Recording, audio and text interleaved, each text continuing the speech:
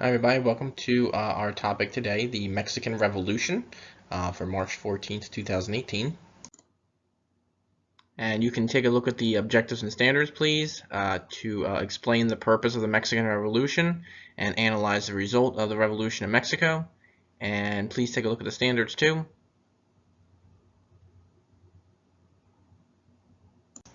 And our desired result, what was the Mexican Revolution? So think about the causes of the Mexican Revolution and what happened during it and kind of the outcome of it.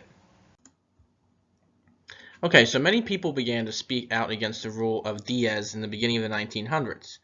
Intellectuals wanted more liberal ideas, so more freedom and more free thinking. Farmers demanded more land. Workers demanded better wages. And even those who had been supporters of Diaz also looked to have some reforms initiated as well.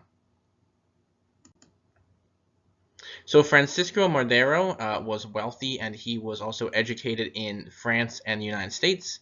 And he wants more of a democracy set up in Mexico, and he decided to run for president in 1910. Diaz, however, had him arrested and exiled to the United States, and Madero, while he's exiled in the United States, decides to call for an armed revolution against Diaz. There's a picture of him there. So the revolution was slow to start, but it began to spread around the country. In the north, the revolution was led by Francisco Pancho Villa, and in the south, it was led by Emiliano Zapata. Both were successful against Diaz and his army, and in 1911, Diaz agreed to step down as leader of Mexico. So Madero was elected president in November 1911. But he was also not revolutionary enough for some people, including some of the people who had kind of supported him before, including Villa and Sabato, and they also took up arms against him. And in 1913, Madero finally resigned as president as well.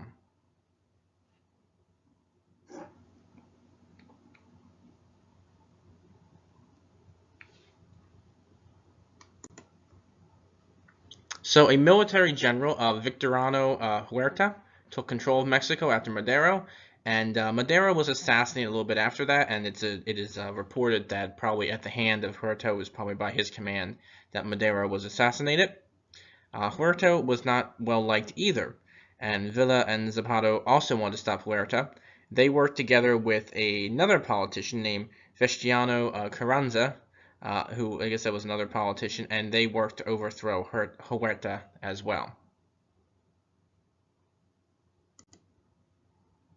So Carranza, Villa, and Zapata were able to capture the countryside of Mexico, and they finally took control of the capital and overthrew Huerta. Carranza then took control of the government, and then he actually decided to turn on his former allies, Villa and Zapata, as well.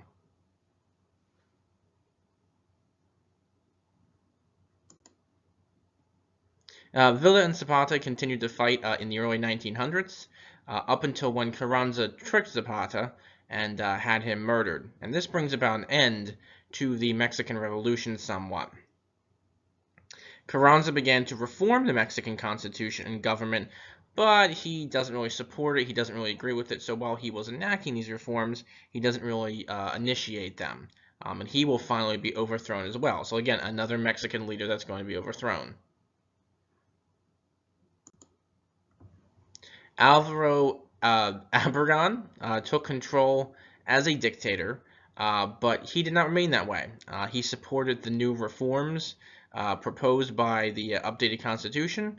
However, in 1928, he himself will also be assassinated, and Mexico is going to struggle with war and peace for the next many years to come.